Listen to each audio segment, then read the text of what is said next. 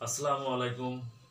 This is Ahmedul Islam. I work as an assistant teacher of English, IITB Public School and College, Bogura. Today's my topic name is voice change. This is important topics. I will discuss about my dear viewers and my dear students. Okay. শুরু করা যাক আমরা যেহেতু আজকে একটা নতুন chapter শুরু করতে যাচ্ছি যেটা হলো ভয়েস চেঞ্জ আমরা অনেকেই ভয়েস চেঞ্জ কিন্তু সকল পরীক্ষাতে আসে যেমন প্রাইমারি বলেন আপনার ইউনিভার্সিটি এক্সামগুলোতে আসে এবং সরকারি যে কোনো পরীক্ষাতে কিন্তু আমরা ভয়েস চেঞ্জ একটা না একটা পাবই তো আমরা এই ভয়েস চেঞ্জ করার আগে আমাদের যে মৌলিক ফান্ডামেন্টাল বা বেসিক নলেজটা থাকা উচিত সেগুলো কিন্তু আমাদের থাকতে হবে যে আমরা ছোটবেলা থেকে কিন্তু আমরা টেন্স সম্পর্কে সেন্টেন্স সম্পর্কে জেনে আছি পড়ে আছি আজকে যে লজিক বা আপনার শর্টকাট টেকনিকে পড়াবো জাস্ট একটু কনসেন্ট্রেট হলেই আমরা পেয়ে যাব তো প্রথমে অ্যাট ফার্স্ট যেটা বলবো আমরা ভয়েস চেঞ্জের ক্ষেত্রে সেটা হলো পার্সন পরিবর্তন কি পরিবর্তন করতে হবে পার্সন পরিবর্তনটা আমরা মাঝে মাঝেই ভুল করে থাকি যে সাবজেক্টিভ ফর্ম আবার কি আবার অবজেক্টিভ ফর্ম আবার কি তো প্রথমে আমরা যেটা করব সেটা হলো কি পার্সন পরিবর্তন সাবজেক্টিভ ফর্ম থেকে আমরা অবজেক্টিভ ফর্মে লিখবো এখন কথা হলো কি সাবজেক্টিভ ফর্মটা আবার কি জিনিস সাবজেক্টিভ ফর্ম অনুযায়ী সাবজেক্ট হিসেবে কাজ করে সেটা হলো সাবজেক্টিভ ফর্ম মানে ভার্বের আগে যেটা বসবে সেটা হলো সাবজেক্ট বা সাবজেক্টিভ ফর্ম আর ভার্বের পরে যেটা বসবে সেটাকে আমরা অবজেক্টিভ ফর্ম বলবো তাহলে এখানে কি বলা হচ্ছে যে পার্সন পরিবর্তনে এক নম্বরে আমরা কি দিয়েছি পার্সন পরিবর্তন এখানে সাবজেক্টিভ ফর্ম আই আই থাকলে কি হবে মে আই থাকলে মি হবে উই থাকলে আস হবে হি থাকলে হিম হবে সি থাকলে হার দে থাকলে দেম ইট থাকলে ইটি হবে ইউ থাকলে ইউ হু থাকলে বাই হোম হোম থাকলে হু হবে why what where which how এগুলোর কোনো পরিবর্তন হয় না যা থাকে তাই দ্য সেম ওকে এখন যদি নাম থাকে যদি কি থাকে নাম রানা রহিম করিম যদু মধু যত পৃথিবীর নাম থাক সেটাই হবে সেম থাকবে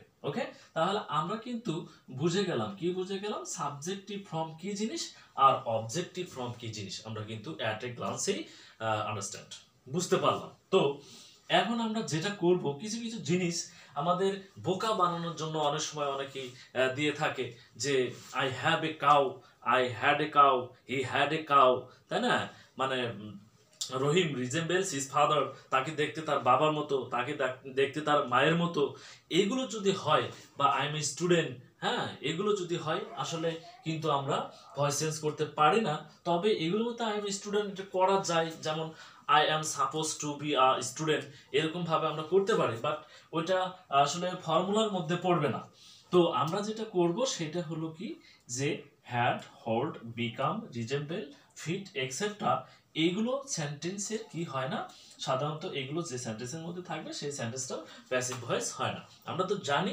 ভয়েস কয় প্রকার ভয়েস হলো দুই প্রকার active voice and a passive voice okay আমরা এখন যে এই দুইটা নিয়ম দেখলাম 3 নম্বর নিয়মটা আবার কি দেখব আমি আসলে বেসিক জিনিসটা আলোচনা করছি আজকে দেখেন এখানে আমরা তো জানি যে অবজেক্টকে স্ট্রাকচার প্যাসিভ ভয়েসের স্ট্রাকচারটা কি অবজেক্টকে আমরা সাবজেক্ট বানাবো টেন্স নাম্বার পারসন অনুযায়ী অক্সিলারি ভার্ব বসাবো তারপরে ভার্বের পাস্ট পার্টিসিপল বসাবো তারপর একটা প্রিপজিশন বসাবো তার সাবজেক্টকে আবার অবজেক্ট লিখবো ওকে আসলে অ্যাকচুয়ালি আমাদের এটার পূর্বে এখানে আমরা জাস্ট প্রিপজিশন লিখছি এখানে কিন্তু আমরা বাই প্রিপজিশনটা কি করি না মেনশন করি নাই কারণ আমরা কিছু কিছু ওয়ার্ড আছে ফিক্সড করা যে এই ওয়ার্ডের সাথে এই প্রিপজিশনটা বসবে সেই জন্য আমরা এখানে জাস্ট প্রিপজিশন রেখে দিয়েছি এখানে বাই প্রিপজিশন আমরা লিখিনি দেখেন এখানে প্লিজ কথাটা দেওয়া আছে ফিল কথাটা সিস্ট কথাটা ক্রাউডেড কথাটা স্যাটিসফাইড অ্যানয়েড এই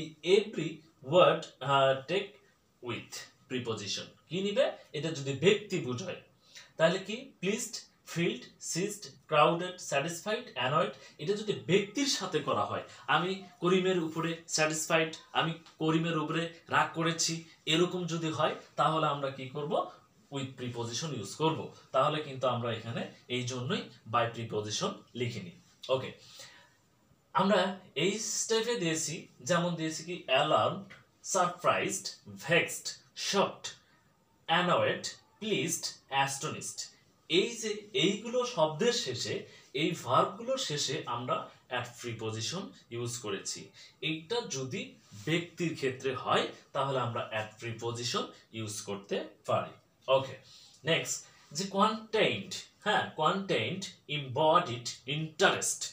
হ্যাঁ কি বলছি, যে তিনটা ওয়ার্ড এখানে মেনশন করেছি, কন্টেইনড, ইম্বডিড, ইন্টারেস্ট, এরপরে সবসময় আমরা ইন প্রিপজিশন ইউজ করব, বাই প্রিপজিশন ইউজ করতে পারবো না। নেক্সটে আমরা কি দিয়েছি, নোন। হ্যাঁ, known, you known, given, made, considered, believed.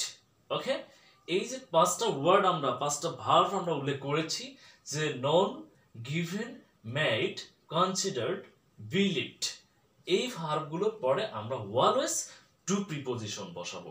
তাহলে আমরা কিন্তু এই জন্যই এখানে টু প্রিপজিশনটা বা বাই প্রিপজিশন আমরা লিখিনি, কারণ এখানে এইটা হলো কি সব মোটামুটি অ্যাসার্টিভ সেন্টেন্সের বা 5 প্রকার যে সেন্টেন্স আছে সেই সেন্টেন্সের মোটামুটি আমরা একটা স্ট্রাকচার দাঁড় করাইছি, যে অবজেক্টকে আমরা সাবজেক্ট বানাবো, তারপরে টেন্স, পারসন ও নাম্বার অনুযায়ী অক্সিলারি ভার্ব বসাবো, তারপরে একটা ভার্বের পাস্ট পার্টিসিপল বসাবো, প্রিপজিশন প্লাস অবজেক্টকে আমরা সাবজেক্ট বানাবো। ওকে, এইটা।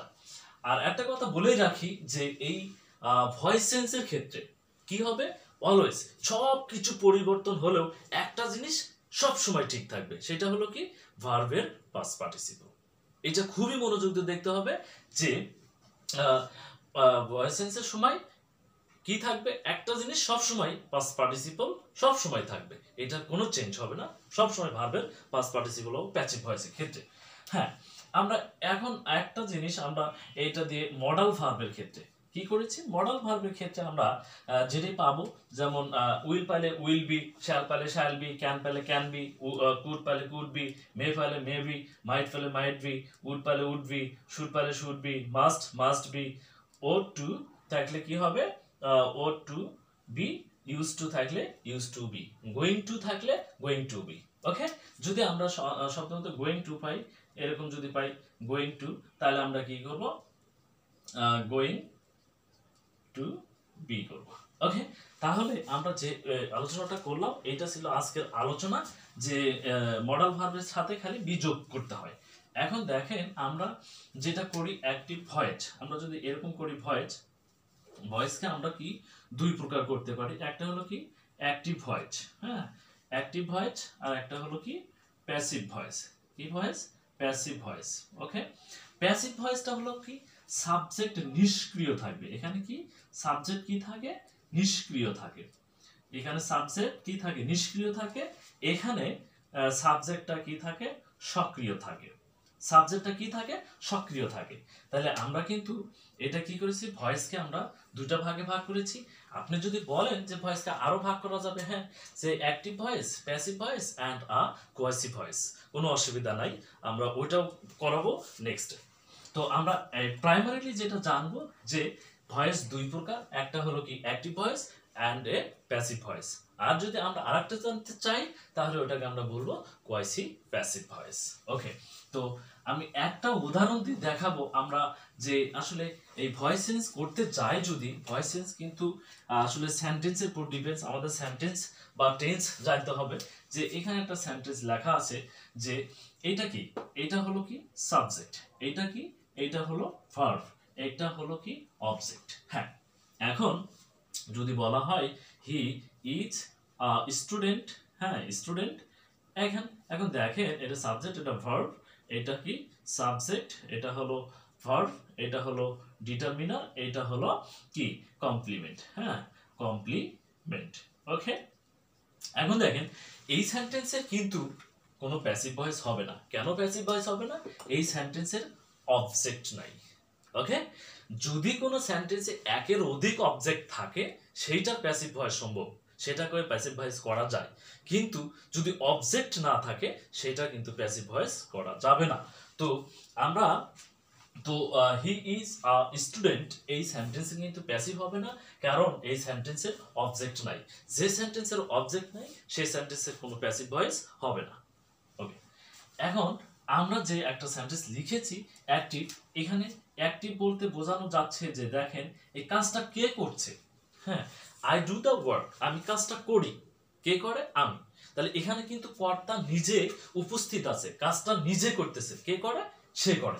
এখন আমি যদি বলি যে হি ইটস রাইস, হ্যাঁ, হি ইটস রাইস, কে ভাত খায়? সে ভাত খায়। ভাত খাওয়ার কাজটা কে করতেছে? এই যে সে করতেছে। তাহলে খাওয়ার কাজটা কে করে? সে করে। এখানে কাজটা করতেছে কে? আই করে। তাহলে নিজেরা নিজেদের কাজ সম্পন্ন করতেছে। এটাকেই আমরা বলতেছি কি? Active voice. এখন এইটাকে যদি আমরা প্যাসিভে করতে যাই তাহলে কিন্তু আমরা একটা লজিক দাঁড় করতে পারি যে অবজেক্টকে আমরা সাবজেক্ট, এখানে যদি অবজেক্ট হয় এইটা, তাহলে এটা কি? অবজেক্ট, এটা কি? ভার্ব, এটা কি? সাবজেক্ট। তাহলে আমরা অবজেক্টকে সাবজেক্ট বানাবো। তাহলে রাইস, রাইস। আচ্ছা, এটা কোন টেন্স? আমরা জানি একটা লজিক, একটা শর্ট টেকনিক দেখাই যে পৃথিবীতে অন্য কোনো টেন্সের সাথে এস বা ইয়ের যুক্ত হয় না, জাস্ট প্রেজেন্ট ইনডিফিনিট টেন্সের সাথে এস বা ইয়ের যুক্ত হয়। যেমন তাহলে প্রেজেন্ট ইনডিফিনিট টেন্স আমরা চিনে গেলাম। হ্যাঁ, আমরা কিন্তু আগে বলেছি যে ইউনিভার্সাল ট্রুথ হয়, মানে হ্যাবিচুয়াল ফ্যাক্ট হয়, তাই না? সায়েন্টিফিক ফ্যাক্ট হয়, ইভেন্টস হয়, ডেইলি ইভেন্টস হয়, এবং অনুরা ডগস, এগুলো দিয়ে আমরা কিন্তু এক্সেট্রা এক্সেট্রা দিয়ে কিন্তু বুঝাইছি প্রেজেন্ট ইনডিফিনিট টেন্স। ওকে, তো এখন দেখেন যে এটা ভার্বের শেষে এস বা ইয়েস হলে সিঙ্গুলার হয়। আমরা কিন্তু এটা বলেছি ভার্বের শেষে এস বা ইয়েস হলে সেটা কিন্তু সিঙ্গুলার হয়।